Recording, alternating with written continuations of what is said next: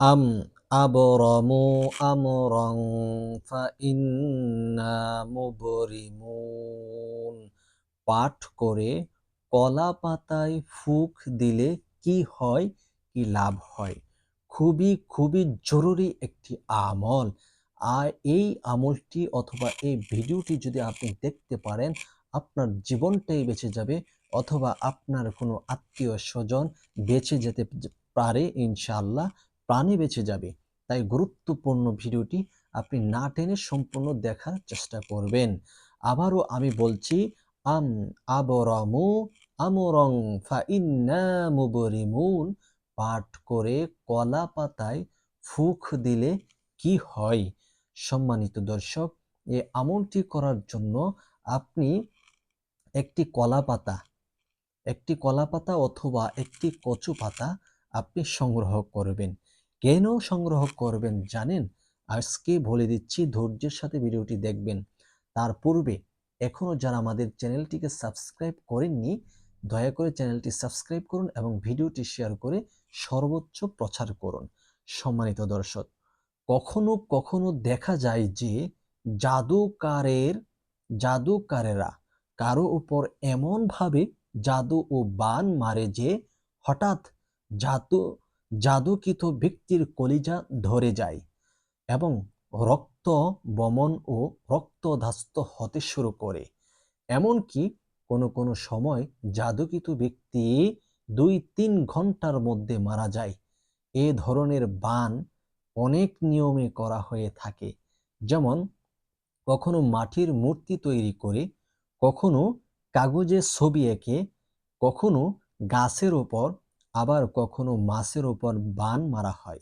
ফলে জাদুকৃত ব্যক্তি জাদুতে আক্রান্ত হয়ে কষ্ট ভোগ করতে করতে মারা যায়।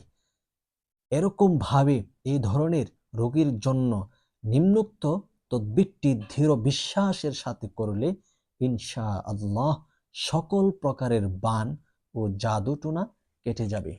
তাই এই আমলটি করার জন্য, এই তদবিরটি করার জন্য সর্বপ্রথম আপনি কচু পাতা বা কলা পাতা আপনি সংগ্রহ করে নেবেন। এরপরে নদী বা পুকুরের পানি উঠিয়ে আপনি 7 বার এই আয়াতটি পড়বেন। যে কলা পাতা অথবা কচু পাতা নিয়েছেন, ওই কচু অথবা কলা পাতার মধ্যে পানি রেখে এই আয়াতটি পড়বেন। আর হ্যাঁ, অবশ্যই যখন আমলটি করবেন তখন আপনি নিজে পবিত্র হয়ে যাবেন, নিজে পবিত্রতা অর্জন করবেন, ওযু করে নেবেন, 3 বার ইস্তেগফার আদায় করে নেবেন, আস্তাগফিরুল্লাহ আস্তাগফিরুল্লাহ আস্তাগফিরুল্লাহ। তারপর দুরূদ শরীফ পড়বেন, সাল্লাল্লাহু আলাইহি ওয়াসাল্লাম সাল্লাল্লাহু আলাইহি ওয়াসাল্লাম সাল্লাল্লাহু আলাইহি ওয়াসাল্লাম। ওই কলা পাতা অথবা কচু পাতায় যে পানি রেখেছেন, এই পানিটা হাতে নিয়ে কচু পাতায় রেখে এই আয়াতটি পড়বেন, আম আবরামু আমরং ফাইন্না মুবরিমুন। একটি দম করবেন, তারপর আবার পড়বেন, আরেকটি দম করবেন, 7 বার পাঠ করে 7টি ফু দিবেন।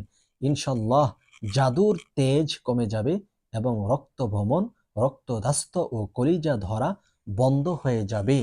যদি এই আমলটি করতে পারেন, ওই যে ব্যক্তি জাদুর কারণে অথবা বানের কারণে তার মৃত্যু শয্যায় সে শায়িত হয়ে যাচ্ছে, 2-3 ঘন্টার ভিতরে হতে পারে সে মৃত্যুবরণ করতে পারে, ওই ব্যক্তিকে যদি এই পানিটা পান করাতে পারেন, আল্লাহর অশেষ রহমতে জাদুর ক্রিয়া সব দুর্বল হয়ে যাবে, এই ব্যক্তিকে আল্লাহ তাআলা সুস্থ করে দিবেন। তাই আজকের ভিডিওটি শেয়ার করুন, প্রচার করুন। ভালো থাকুন। আসসালামু আলাইকুম।